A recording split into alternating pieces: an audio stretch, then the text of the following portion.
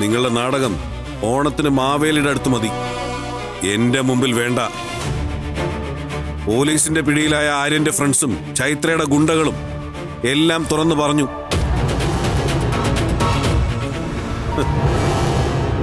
പുലി വരുന്നേന്ന് എപ്പോഴും വിളിച്ചു പറയുന്ന ഒരു കുട്ടിയുടെ കഥ കേട്ടിട്ടില്ലേ?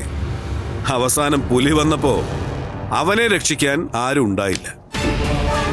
അതുപോലെ ആവും നിങ്ങളുടെയൊക്കെ ജീവിതവും. ഇനി നിങ്ങൾക്ക് ഇതുപോലൊരു ആവശ്യം വന്നാലും ഞാൻ തിരിഞ്ഞു നോക്കില്ല. അല്ലെങ്കിൽ എന്നാ ഡാഡി ഞങ്ങളെ പരിഗണിച്ചിട്ടുള്ളത്? എന്നാ ഡാഡി ഞങ്ങളെ തിരിഞ്ഞു നോക്കിയിട്ടുള്ളത്?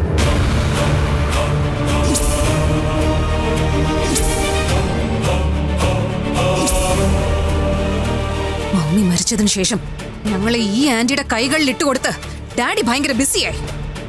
കാശാണ് ദൈവമെന്ന് പഠിച്ചാ ഞങ്ങൾ വളർന്നത്. അങ്ങനെ പഠിപ്പിച്ചത് ഡാഡിയാ.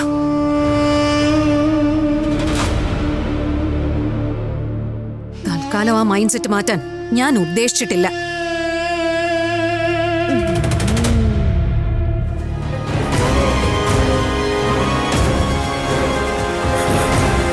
നിന്റെ മനസ്സിൽ ശ്രീകോവിലിലെ ദേവിയാണല്ലോ ഈ ചേച്ചി.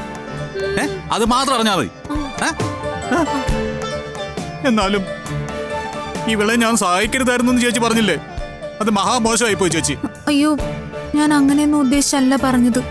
നിങ്ങൾ ആ കിഡ്നാപ്പേഴ്സിന്റെ പിന്നാലെ പോകേണ്ട കാര്യമില്ലായിരുന്നു. ആര്യന്റെ ഡാഡി ആ പ്രശ്നം പരിഹരിച്ചോളുമായിരുന്നു. ഞാനതാ ഉദ്ദേശിച്ചത്. ഒന്നും പറയണ്ട ചേച്ചി, ഒന്നും പറയണ്ട.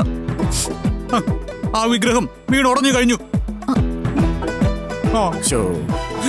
എങ്കിൽ പിന്നെ നമുക്ക് ഇച്ചിരി പശ തേച്ചങ്ങ് ഒട്ടിച്ചു വെച്ചാലും. വിഗ്രഹമേ, അയ്യോ അതൊക്കെ ബുദ്ധിമുട്ടാവില്ലേ? അയ്യോ എന്റെ മാളു, ഇവന്റെ തള്ളു കേട്ട് നീ ഇങ്ങനെ റിഗ്രറ്റ് അടിക്കൊന്നും വേണ്ട. നമ്മളെ സംസാരിച്ച് തോൽപ്പിക്കാൻ ഇവൻ എന്ത് വേണേലും പറയും. ഇവളാണെങ്കിൽ അതിന് കൂട്ടു നിൽക്കുകയും ചെയ്യും.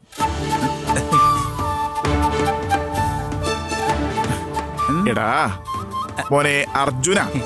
എന്തോ നായല്ല, ഇൻ അർജുൻ. അർജുനൻ മറ്റേ മഹാഭാരതത്തിലെ കക്ഷിയ, നമ്മുടെ കൃഷ്ണന്റെ ഫ്രണ്ട്. അറിയോ? അതല്ല, വില്ലാളി വീരനായ നിന്നെ അർജുൻ എന്നല്ല അർജുന എന്ന് തന്നെ വിളിക്കേണ്ടത്.